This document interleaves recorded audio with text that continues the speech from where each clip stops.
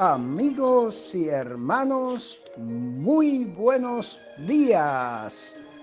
El Señor les bendiga y les ayude a recordar que, aunque en el arranque la mentira avance más rápido que la verdad, la mentira no alcanzará la meta, porque se le agotará el combustible a medio camino.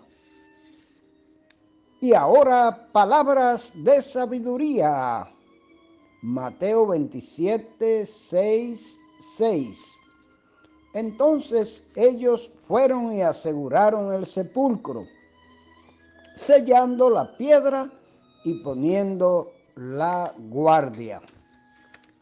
Mis amados amigos y hermanos, gracias por darnos el grato honor de contar con su amable sintonía para compartir con nosotros estos breves minutos de saludable alimento para el alma, rica nutrición para la mente y fresco refrigerio para el espíritu. Continuamos con el emotivo y esperanzador tema de la resurrección de Cristo, según el Evangelio de Mateo, capítulo 28. Para el beneficio de todos, estamos poniendo a su alcance los más amplios, sustanciosos y detallados comentarios de que dispone el pueblo cristiano con relación a cualquier tema de las Sagradas Escrituras. Nos referimos a la obra cumbre de Matthew Henry y su equipo de colaboradores, el comentario bíblico, traducido y adaptado al castellano por don Francisco Lacueva. En el día de ayer terminamos de presentar el comentario de los versos del 1 al 10 que enfocan el encuentro del ángel y del mismo Cristo con las desconsoladas mujeres que habían ido de mañana al sepulcro para ungir el cuerpo del Señor. Se le aparece este ángel de Dios para consolarlas y testificarle de su resurrección.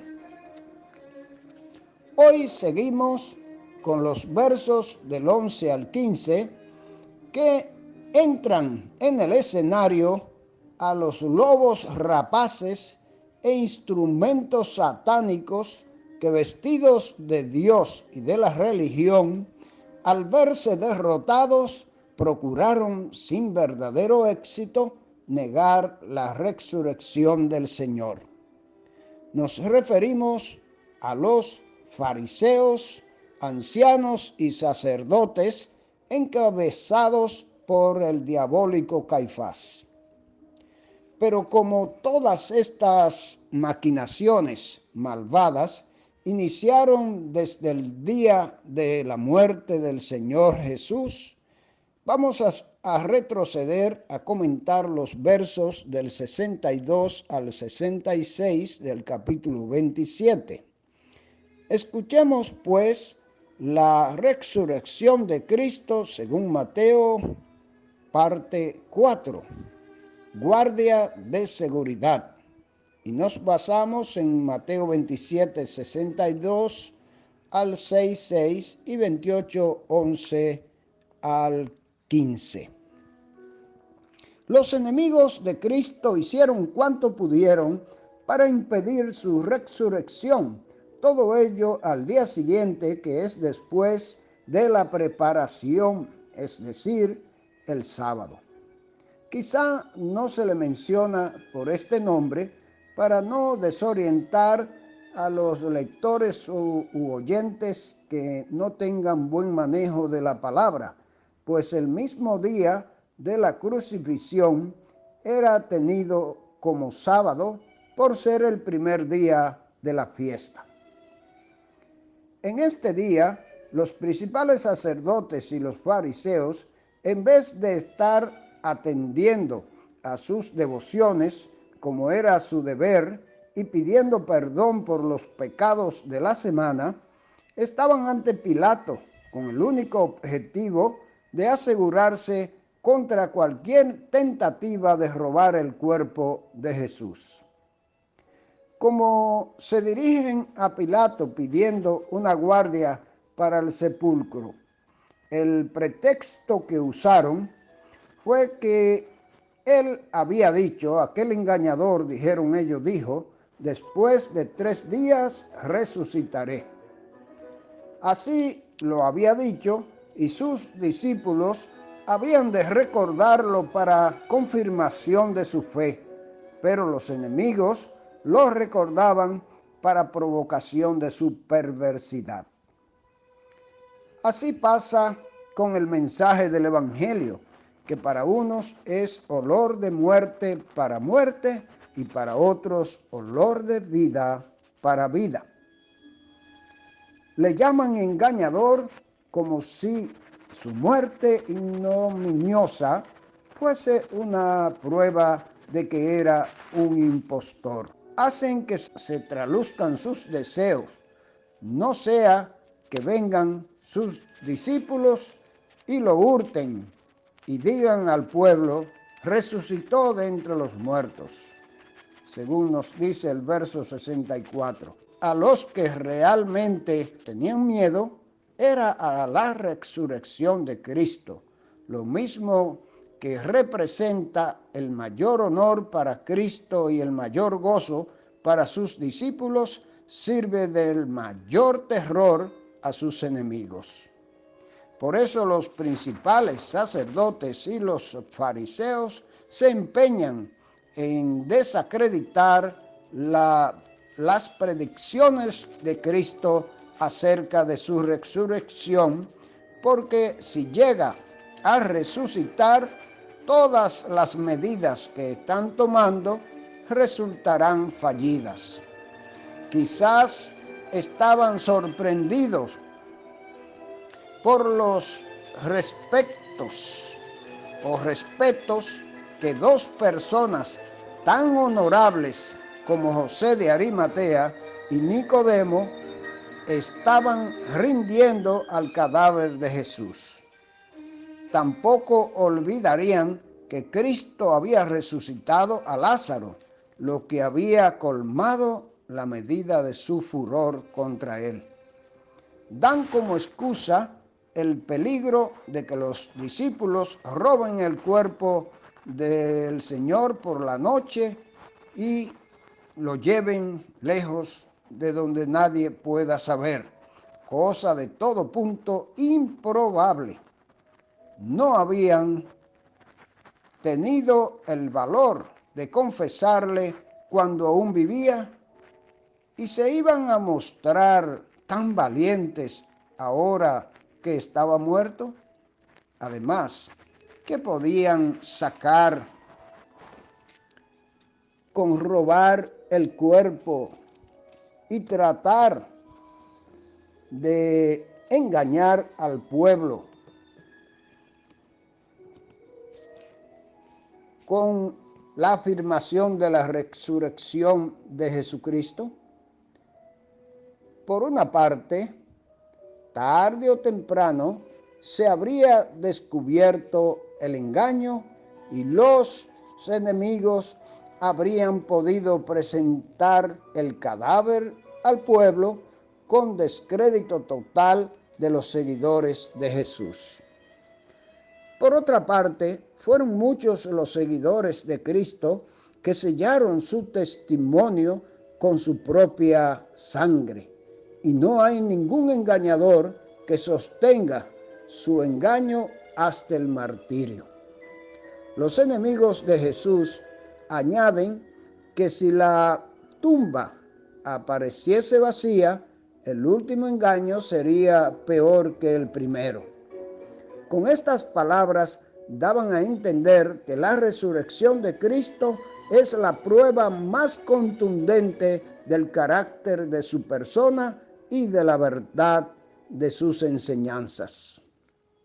En consideración a las razones que acaban de expresar, se rebajan a pedir al gobernador que envíe una guardia para asegurar el sepulcro hasta el tercer día. Como si los prisioneros de la muerte necesitasen más precaución que el propio sepulcro.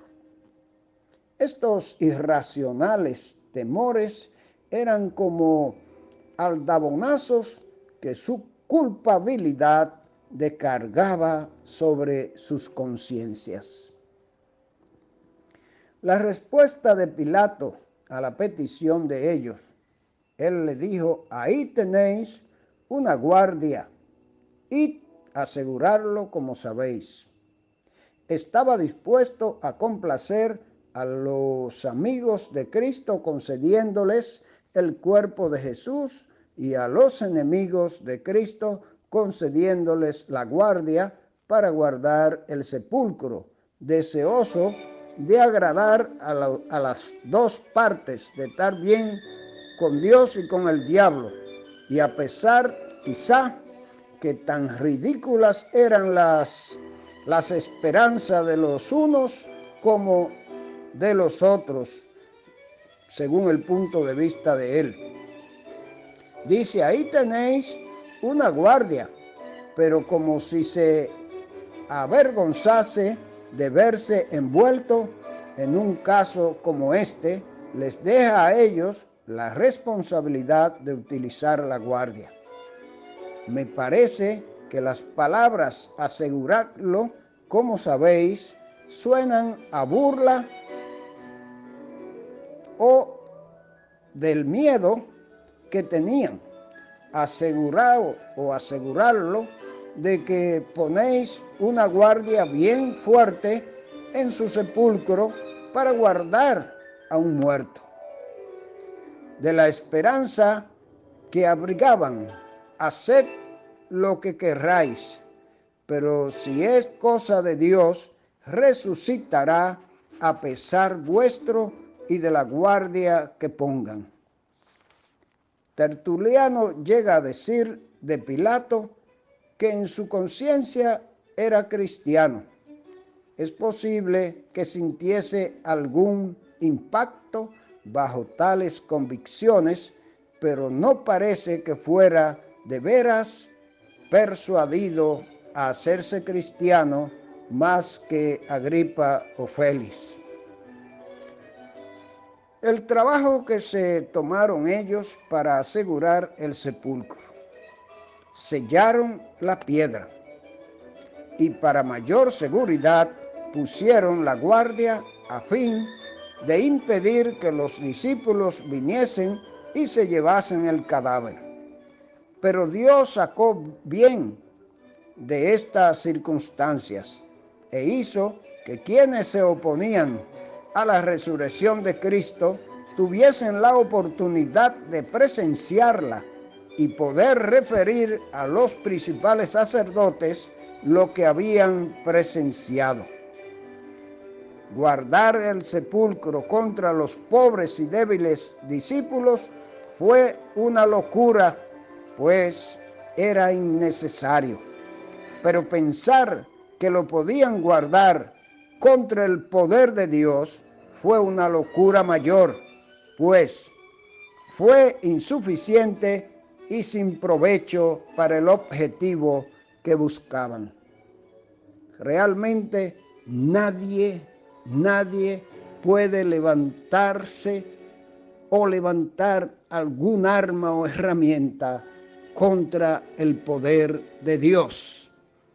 De modo que es mejor estar a favor de Dios o al lado de Dios que en contra, porque tarde o temprano el que se propone estar en contra de Dios se dará cuenta de la gran equivocación, quizás cuando no pueda arrepentirse de tal error.